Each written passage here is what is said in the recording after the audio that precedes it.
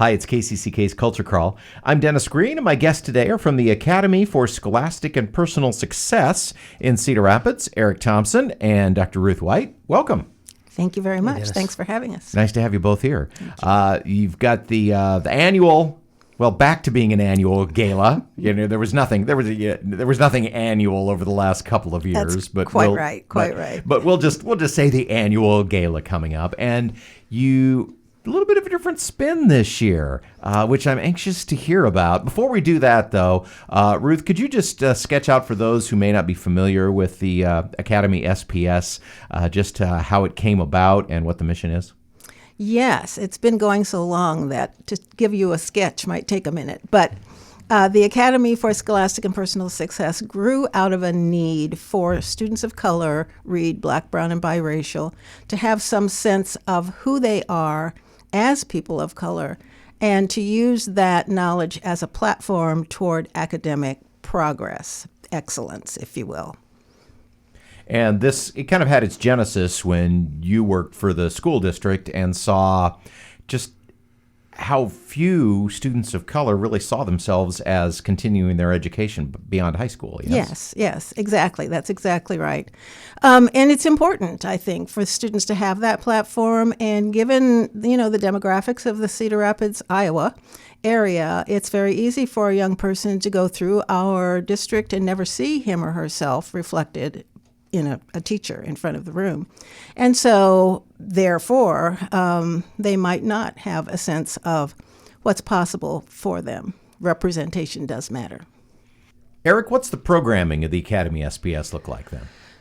In addition to our pilot program in all three high schools, we have a middle school program called AAAP, African American Awareness Program, and we have the Expansion Academy at Johnson STEAM Academy, and that is led by Ms. Sharice Cox. So we are trying to cover the proverbial academic gamut for our Black, Brown, and biracial students in Cedar Rapids. And the academic side of this is specifically involved in studying African American history, yes? Correct. In addition, and more specifically to the summer program, we have, in addition to history and literature, we have a math and science section, and we have a post-secondary seminar section. In addition to every Wednesday, the students select on the first day of the summer 6 current issues that may be bothering them, plaguing them, something they'd like to discuss in greater detail. And so each Wednesday for the 6 weeks, it is a student-led colloquium, if you will, of talking about issues that are of import to students here in Cedar Rapids. But we also target, like I said, math and science. And then post-secondary seminar is for the preparation in applying to a 2-year or 4-year college. Well, Ruth, you hinted that the program's been going on for a while. Yes. So you have a track record to talk about. Tell me just a little bit about what some of the students have gone on to do. Well, funny you should ask. We graduated 15 students last summer, all of whom had been in the program since their freshman year. And we do encourage students to repeat every summer so that they can learn more and more and more and more and more.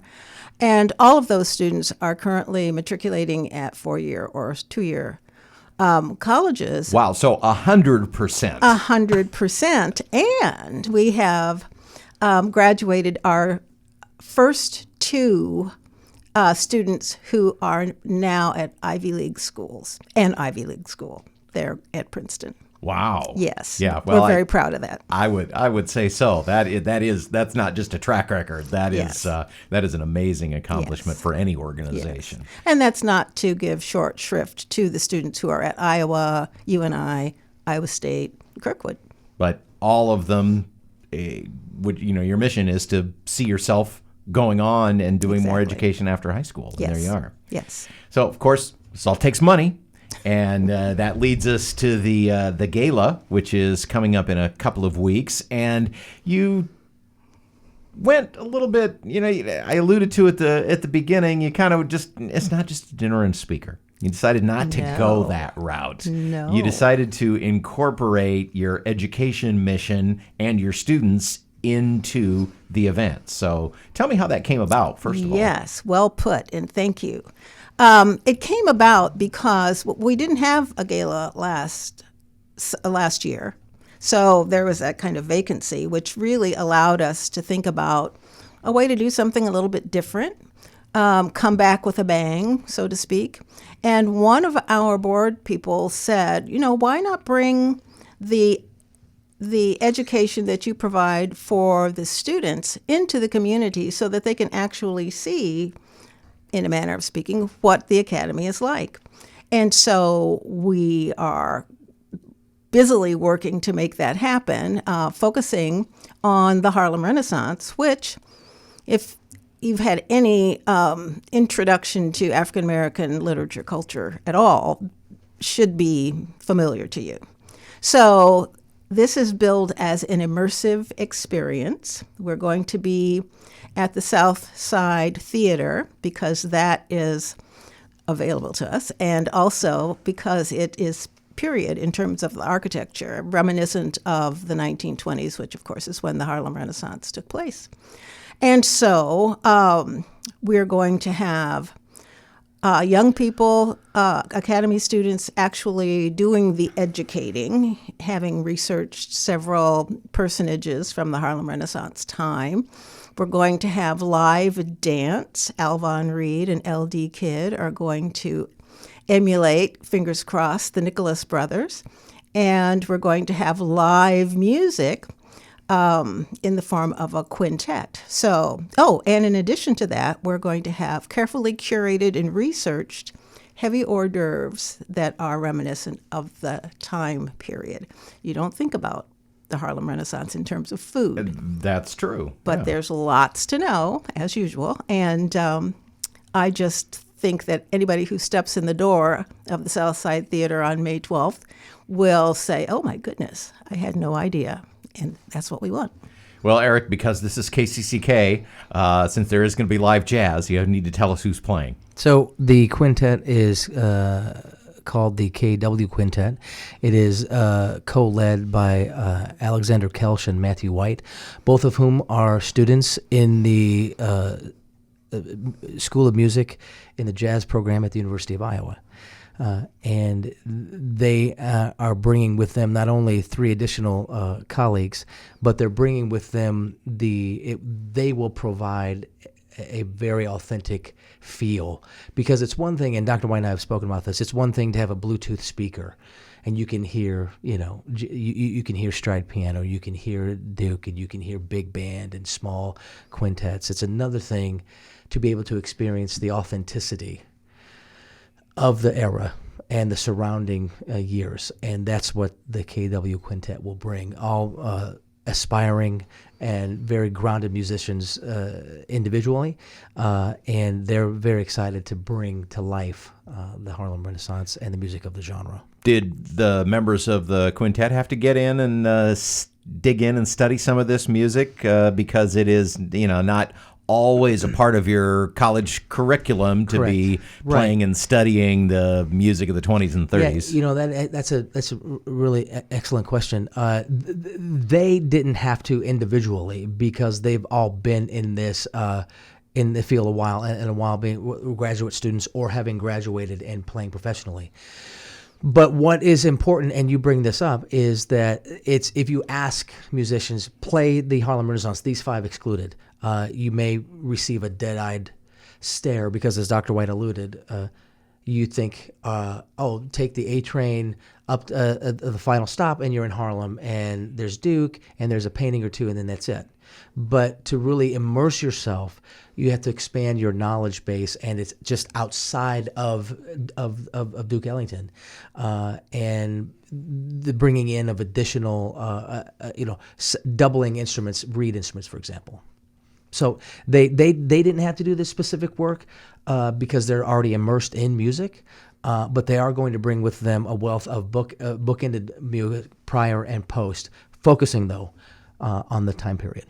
So the students, Ruth, are bringing their presentations that they've studied about different aspects of the Harlem Renaissance. You've probably had a chance to get a little bit of a taste of some of the things that they're going to be talking about. So without spoiling things too much, is there a story or a topic in particular that you're really excited about when the audience hears it?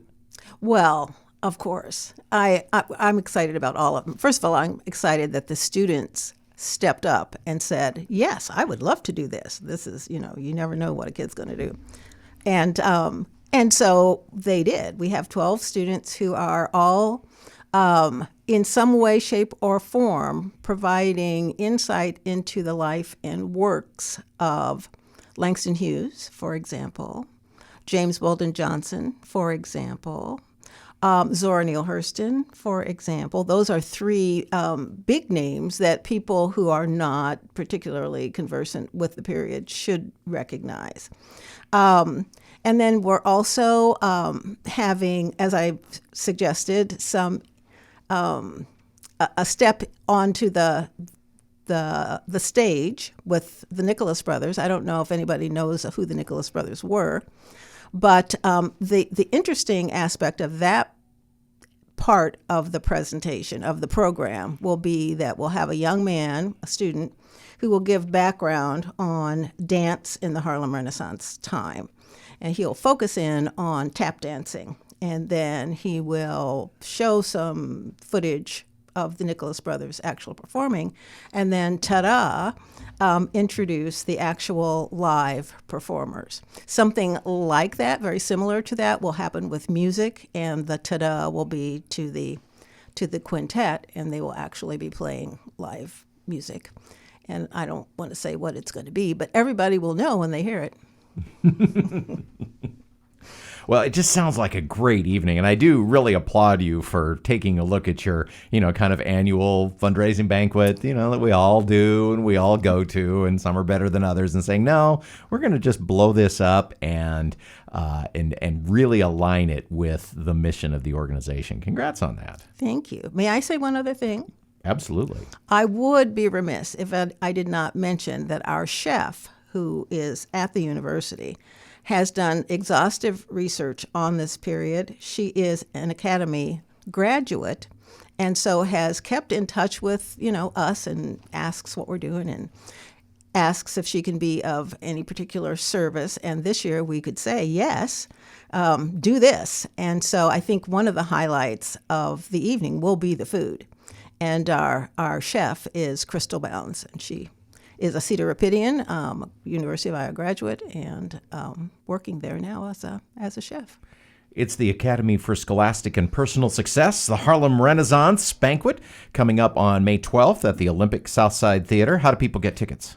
Well, online, via Cheddar Up, and from any Academy board member. Tickets are $60. We do have sponsorship tickets available as well.